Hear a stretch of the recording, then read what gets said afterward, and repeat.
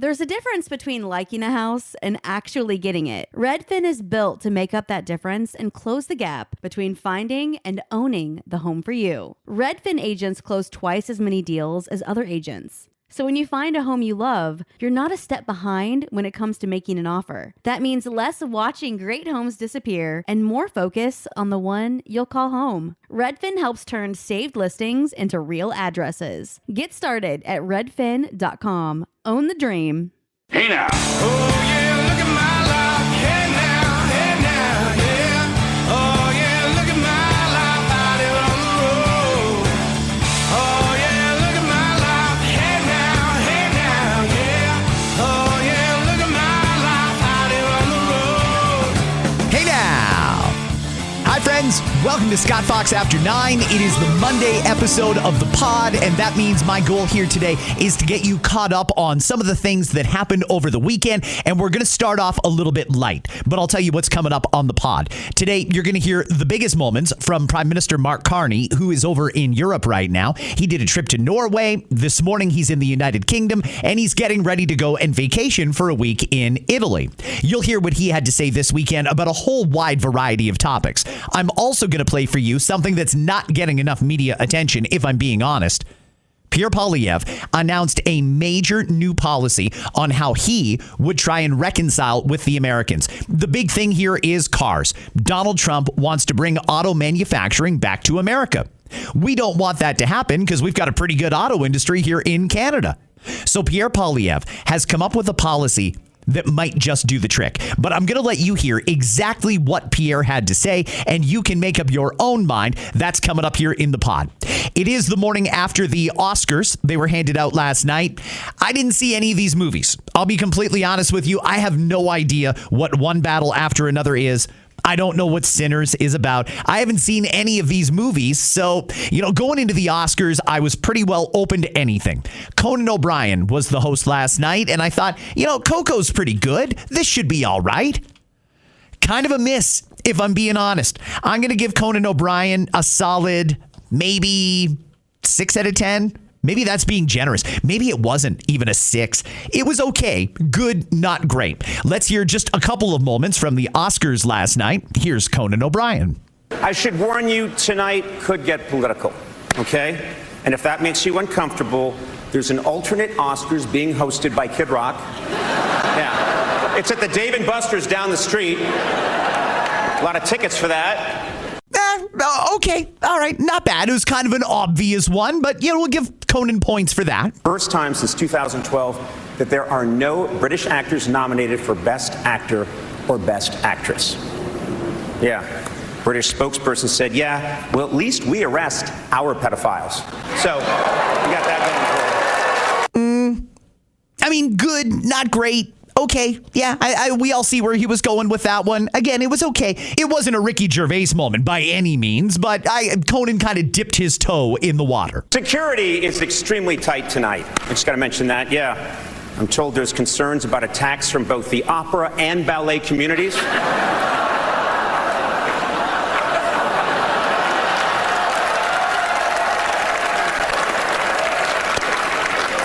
They're just mad you left out jazz. Timothée Chalamet didn't win any awards last night, but he got talked about more than just about anybody, and that's because of a comment he made about the arts and how movie making is still very much a priority, but ballet and things like that are not that important. So that obviously has some in the arts community quite upset, and they exploited the hell out of that last night. In fact, I'm almost kind of wondering if Timothée Chalamet did that on purpose because, he wasn't going to get that talked about, especially not winning, had the circumstance been any different. Overall, not a great show last night. Good, not great. 6 out of 10 is probably what I'll give it. One Battle After Another did win Best Picture. Michael B. Jordan won Best Supporting Actor. You can Google it if you want to see all of the highlights.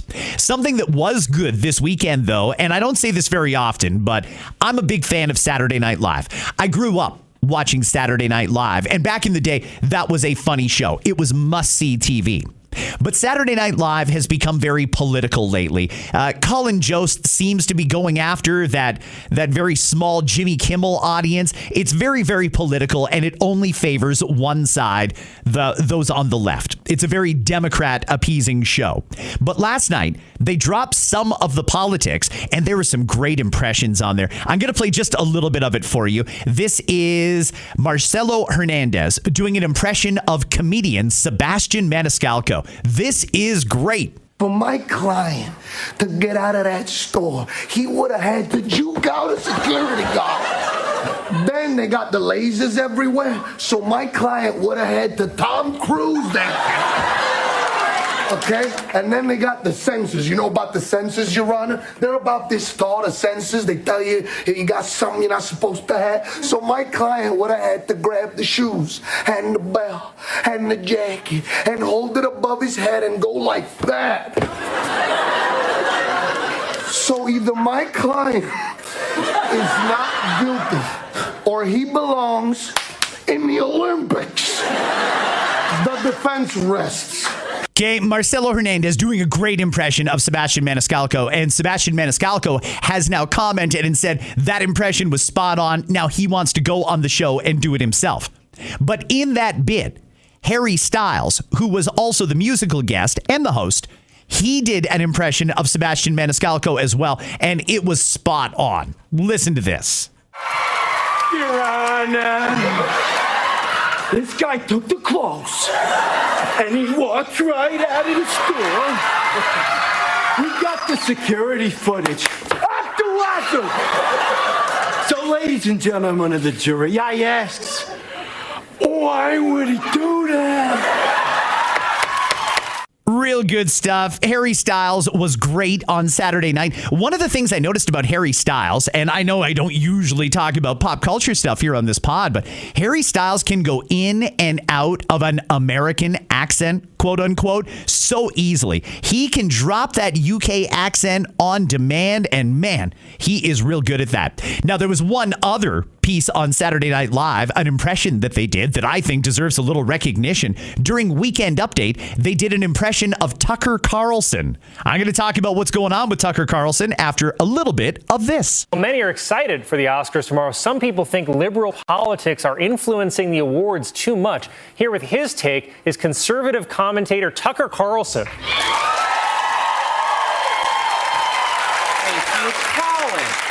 Let's all go to the movies. Huh?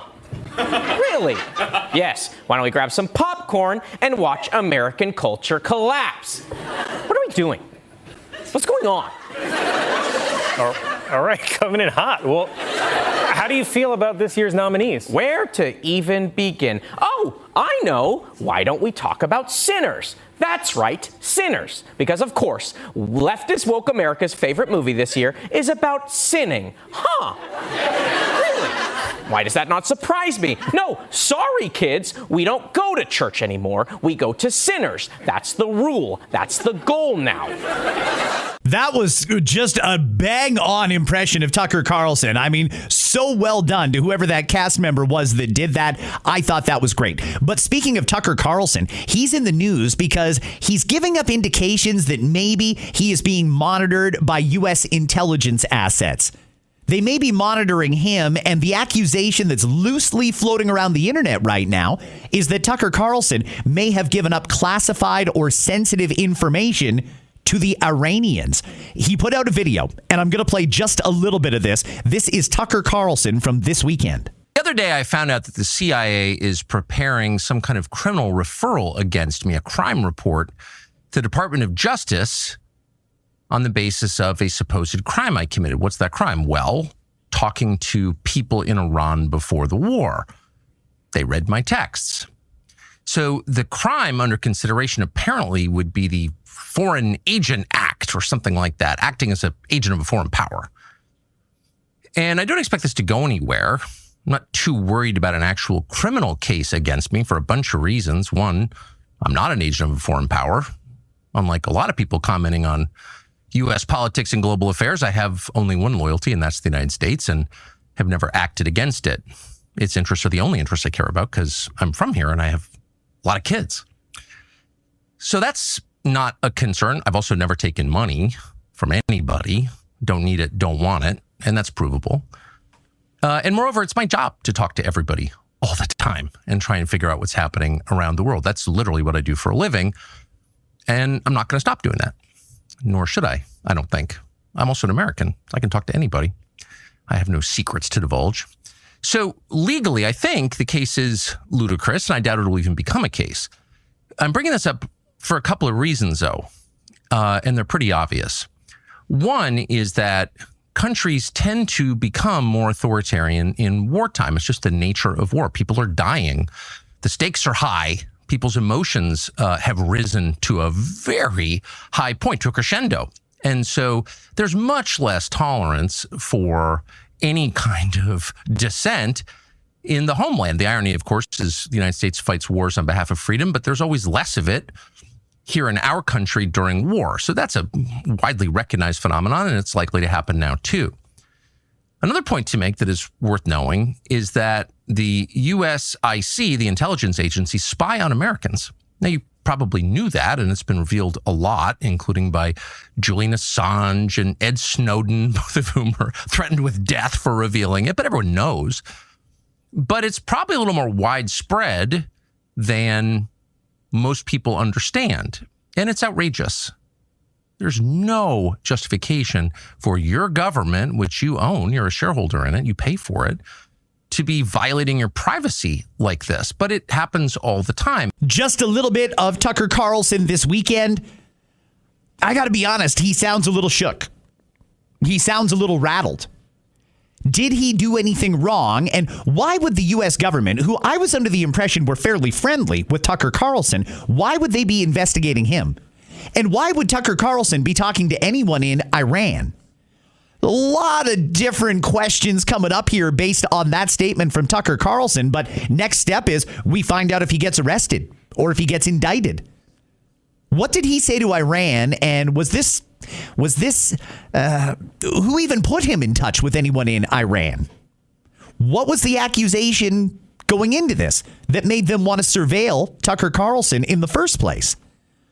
A lot of questions here, friends, lots of them. And I have a feeling that the Israeli connection is going to be one that we're going to be hearing much more about in the coming days if this goes anywhere.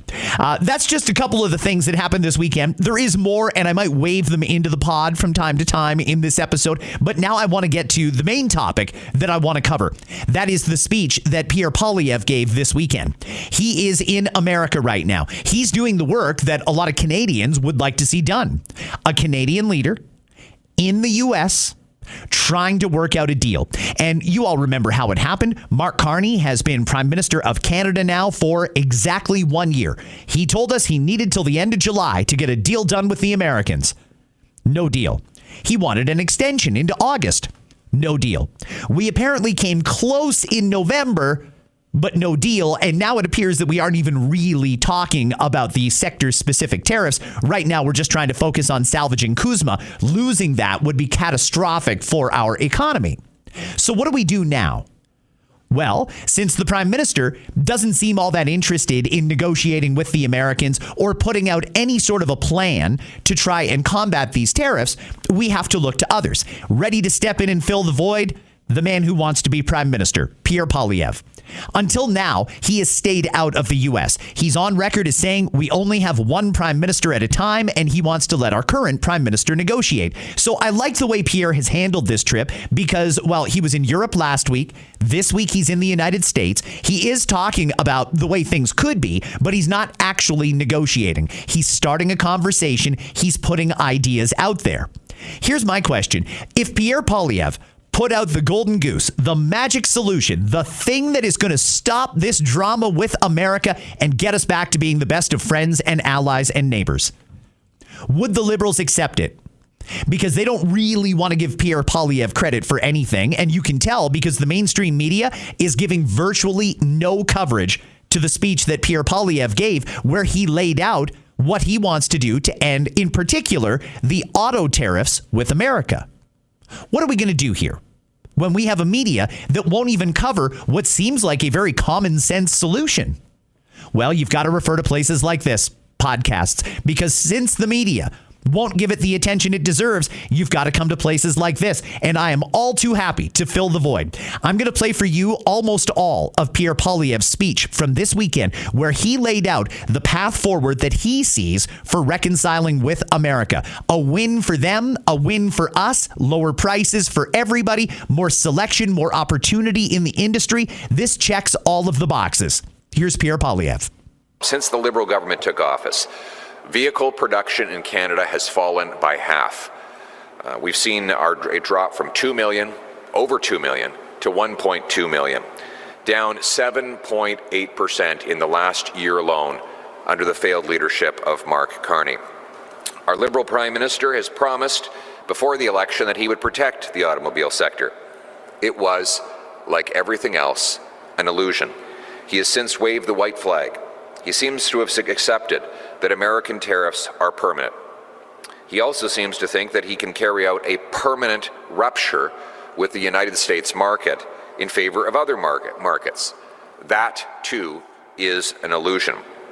Worse, he introduced an EV rebate that provides taxpayer-funded subsidies for foreign-made electric vehicles that are in direct competition with Canadian workers.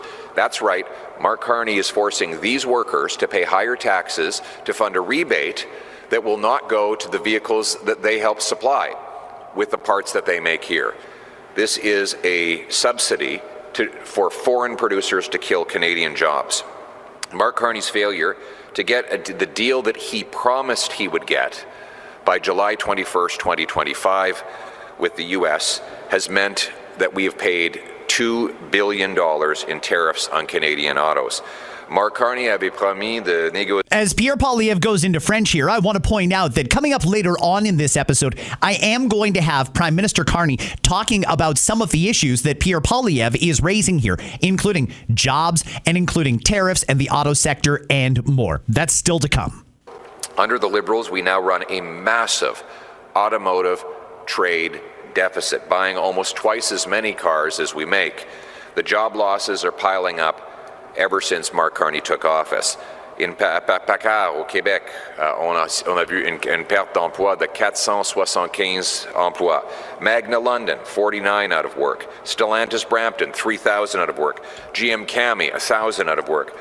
Atonium London, 118 out of work. TFT Global, 245 out of work. GM Oshawa, 700 out of work. Now, Mr. Carney says that his solution to this is to have a permanent rupture with the United States auto market. That would be a dangerous illusion. The Americans buy 90% of the automobiles that Canada makes, and we buy almost all of the rest, meaning there are almost no overseas exports of Canadian automobiles today, and that cannot be changed on a dime. Even the Japanese automakers have said that they are setting up, the only reason they set up shop here in Canada is because they want to have access to the North American market.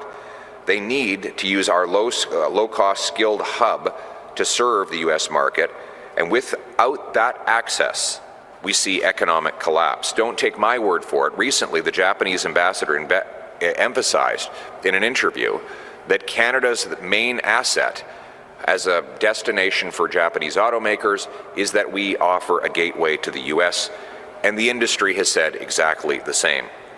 No one with credibility in the auto sector has come forward to agree with Mark Carney that he can replace the United States by building electric vehicles for overseas markets. There is no credible voice in the sector that lends any support to that liberal illusion.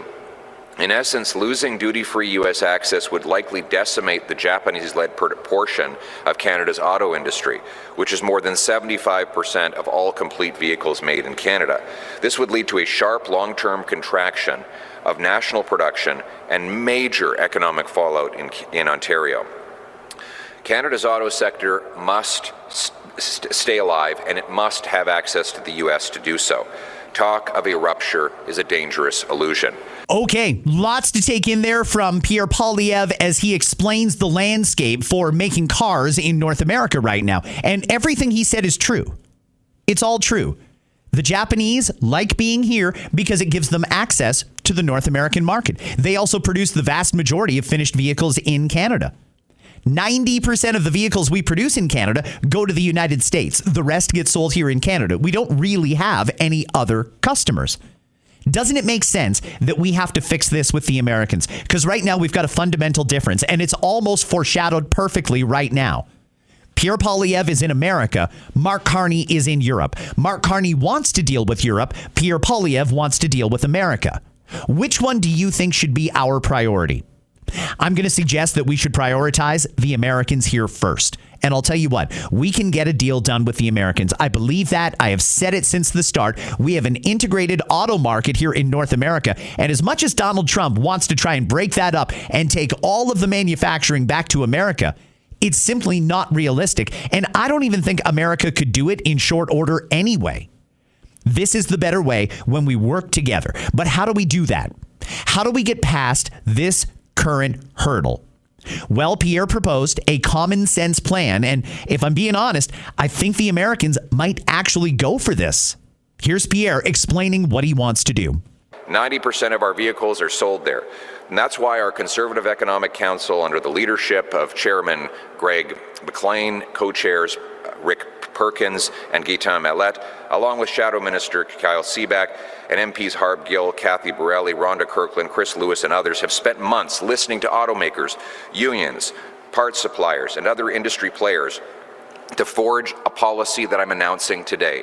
It would be a tariff-free auto pact with the United States of America designed to double production here in Canada.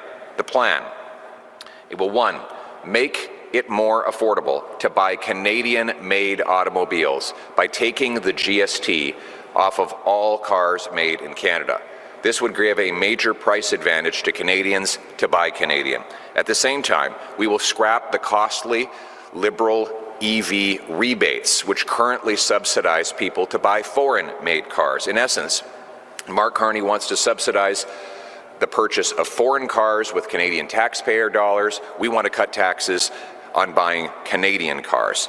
We want to bring home production through performance by implementing a rule for every car produced in Canada, the same manufacturer would get to sell a car in Canada duty-free from a CUSMA partner on a dollar-for-dollar basis, similar to the 1965 Canada-US Auto Pact. Simply put, every time an automaker makes a car in Canada, they would have the right to sell a duty-free car in Canada. This would create a powerful incentive for them to relocate and repatriate production back to this country. Because right now, we buy almost twice as many cars as we make.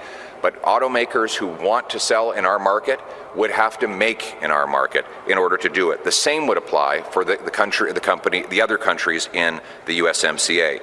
We protect the North American supply chain by maintaining the minimum 75% North American content and existing CUSMA rules of origin.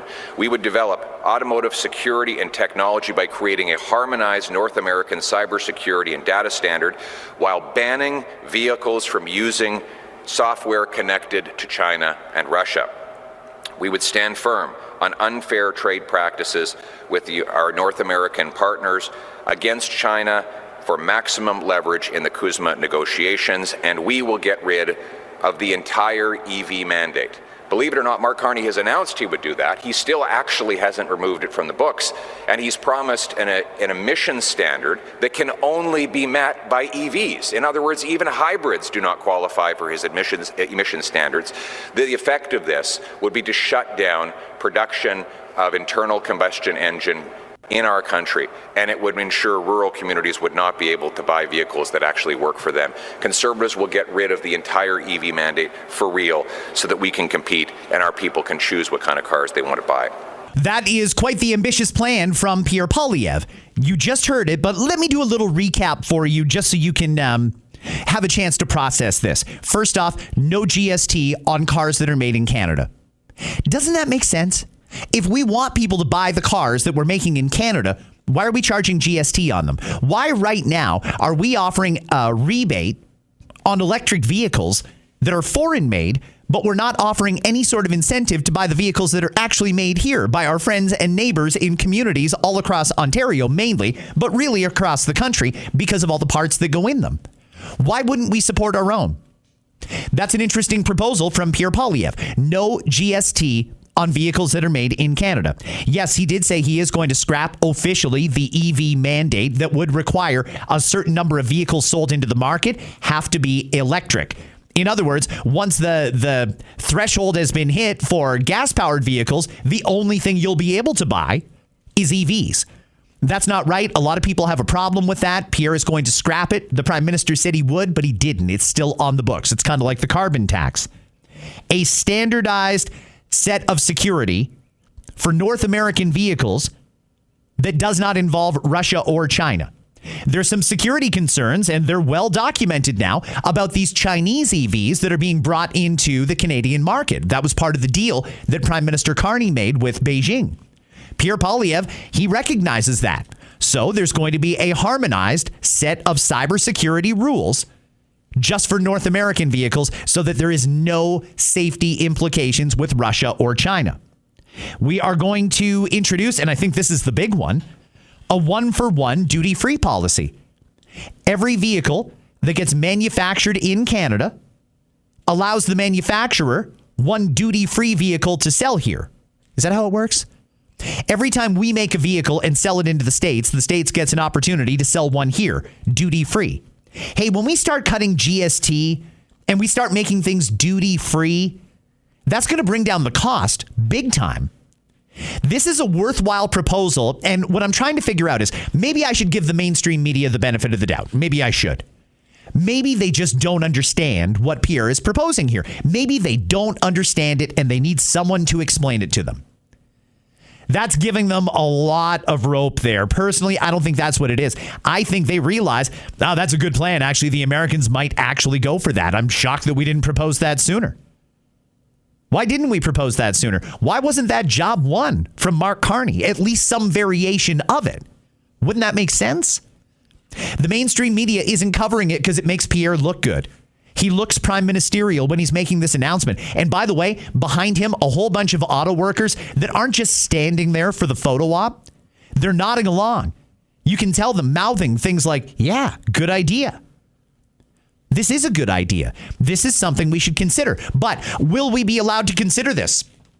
Are liberals willing to hear anything that was proposed by a conservative? I don't know. We're very, very polarized here. And if we have to choose, how are you going to vote?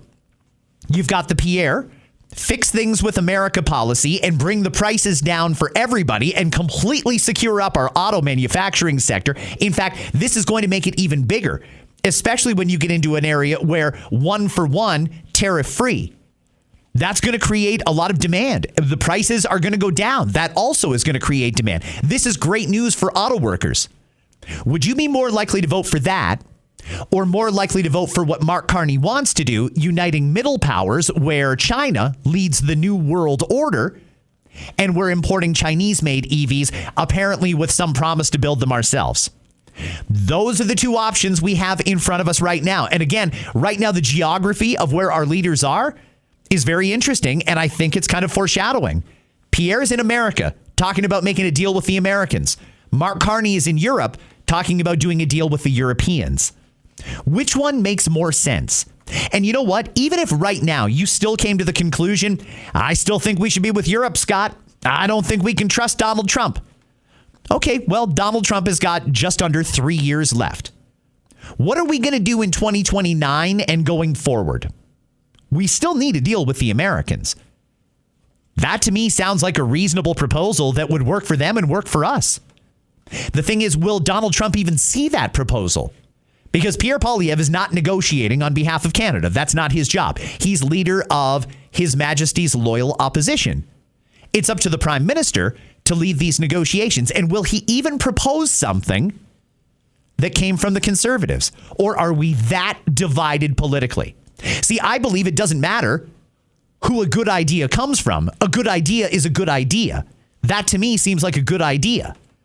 But I don't know if in this partisan landscape, people are going to be able to put their partisan differences aside and be able to talk about what's a good idea and what's best for the country. Greenlight helps kids learn about money the way most of us never did, by actually using it. It's a debit card and money app that teaches kids to earn, save, and spend in real life, not just swipe and hope for the best. Learning happens naturally in the moment. Parents can set limits, see spending in real time, and guide better habits along the way, all in one place, without constant check-ins or cash runs. Don't wait. Try Greenlight risk-free today at greenlight.com/trygreenlight. Let's go to the Q&A now. Pierre Poilievre. Hi there, this is Pratyush Dayal from CBC News Windsor. How will giving Canadian-made vehicles preferential tax treatment encourage, Trump to lift his tariffs? Well, the objective is to, what we're going to do to get the tariffs removed is put forward this plan that I've laid out, a Canadian proposed auto pack for North America. And how will we get Trump to agree? Well, the plan that we're putting forward allows both the United States and Canada to massively increase their production by incentivizing automakers to match a car made with a car sold. So that is how we're going to get the United States to agree to removing tariffs. I just came back from Detroit, where I met with the Detroit automakers. They want to see the tariffs removed, and they believe that they could increase production on their side of the border if we put an end to these tariffs. At the same time, we want to incentivize people to buy Canadian. Removing the GST gives them a 5% advantage, and we will be encouraging premiers to do the same on their share of the sales tax.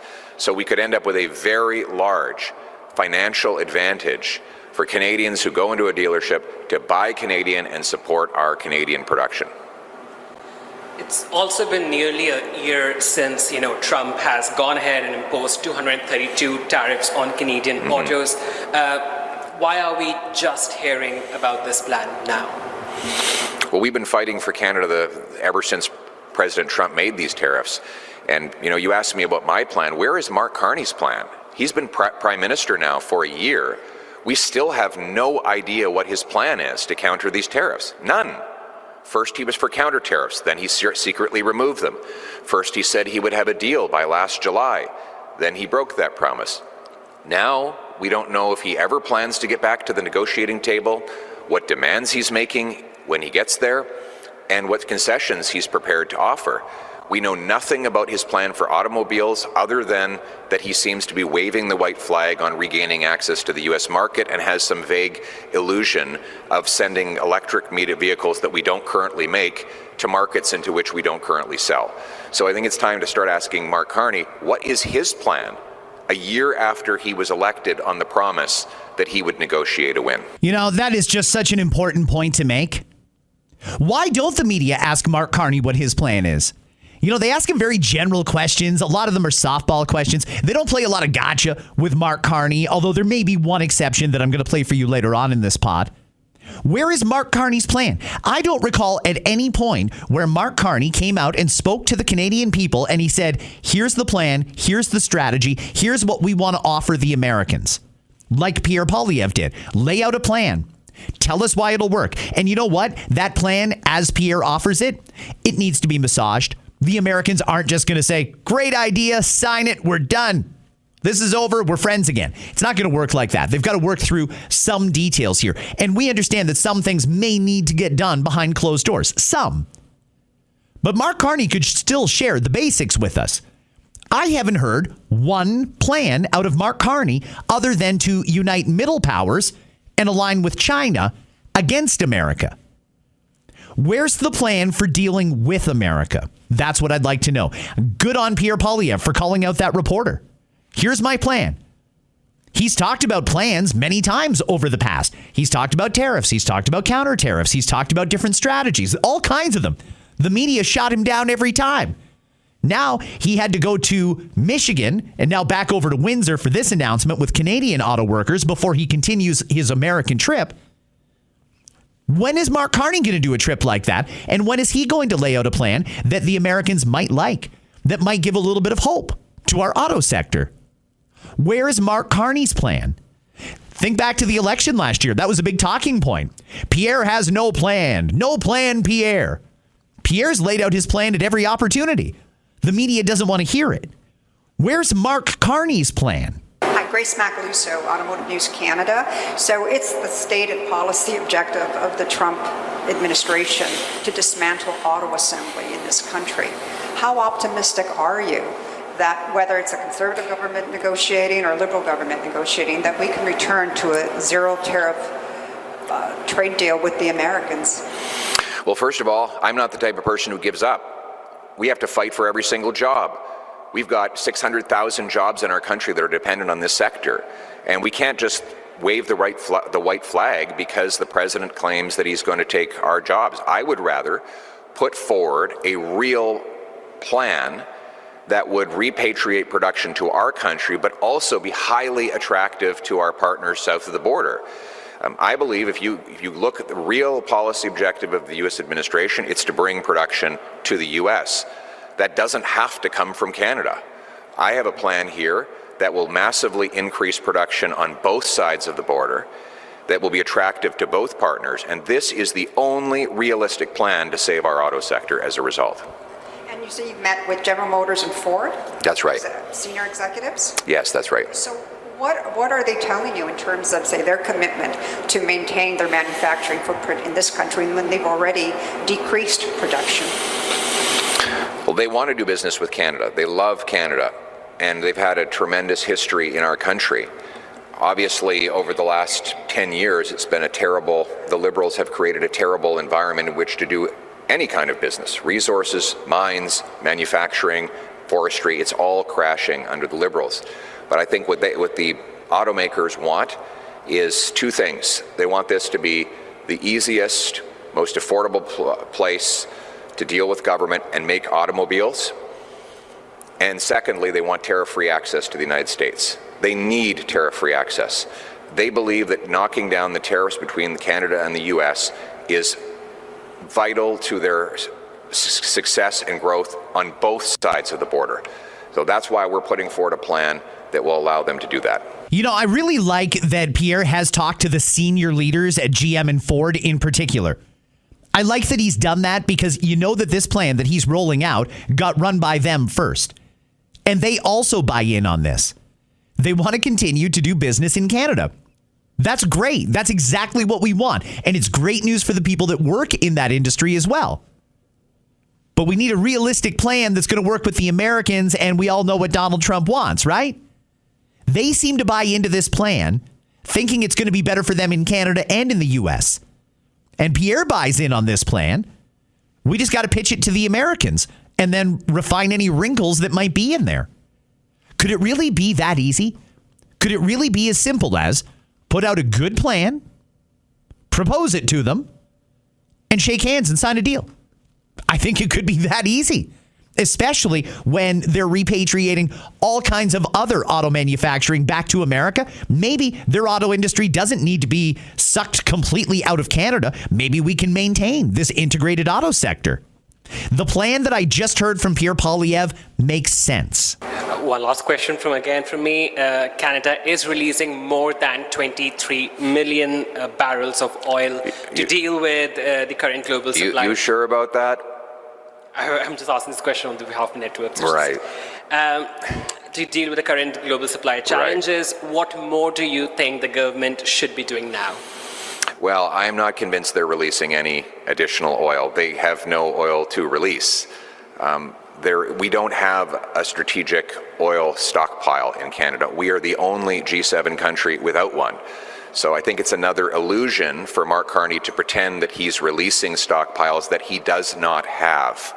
He does not have the ability to flip a switch and suddenly increase production out of the Canadian oil patch, especially after 10 years of the Liberals trying to keep that oil in the ground. Mr. Carney wrote a book where he said his values included keeping 50% of our oil in the ground. He maintains an industrial carbon tax that makes our production cost prohibitive. He's maintained all of the anti-development laws of Justin Trudeau, and he has not approved a single pipeline in a year or a single project through his major projects office. So we don't need more illusions. and theater from Mr. Carney. What we need is for him to get out of the way by repealing anti-liberal laws and the industrial carbon tax, by immediately green-lighting pipelines to other markets so that we can massively increase our production. And we need to do, as I proposed a week ago, develop a strategic oil and mineral reserve so that we actually have stockpiles that we can release to the world at great profit to ourselves when and at savings to our consumers. So we as Conservatives are proposing to incentivize industry to build up hundreds of millions of barrels of oil over a time period that could be kept in reserve for moments like this, and that we would give privileged access to buy that oil to countries that will give us tariff-free access to their markets. This is another way for us to build leverage so that we can negotiate a win south of the border and with other partners around the world. Stronger at home gives us unbreakable leverage abroad. Does anybody have a problem with that? Because that makes perfect sense to me. Before the world was talking about releasing barrels of oil into the market from all of our collective strategic reserves, Pierre Poilievre was pointing out we don't have a strategic reserve in Canada. He wants to create one. Then Mark Carney committed to releasing a whole bunch of oil, but we don't have that strategic reserve, and we won't unless Pierre Poilievre becomes prime minister. It doesn't make any sense. You know, I think one of the things that we all agreed on at one point anyway is that we need to build pipelines to make ourselves our own best customer and to send the world what they want and what we got. We need pipelines. We need to send our product out to market. I thought we all agreed on that, but I noticed lately a lot of folks on the left are very, very quiet on that issue. We did agree we need to do that, right? I mean, this was a conversation we've been having over the last year. Got to build pipelines, got to get our oil and our LNG and what have you out to market. That includes critical minerals and more. Got to get it out to market. Send it out around the world. To do that, we need pipelines. The prime minister has been prime minister for a year now, and even though he has the express authority to authorize a pipeline, he hasn't done it. His major projects office, he did get that set up. We have an office now. There's phones and desks and computers and people making a lot of money, but they haven't approved a single project yet. Not one. What are we doing here? What are we doing here? There seems to be one side that wants to put out ideas and execute and protect our economy, protect jobs in Canada. And then the other side seems to want to talk a big game, but not actually do anything. Where is this going here? How much longer are we going to put ourselves through this before we actually get moving? Frustrating stuff. I know there's a lot of people frustrated. They hear a common sense proposal like you've just listened to for the last 20 minutes. Makes sense, right? Okay, good. That's the plan. Let's do it. Unfortunately, the guy who's proposing it isn't the guy who can say, let's do it. That guy has basically given up and wants to take the country in a completely opposite direction. Let's hear a little bit of that guy.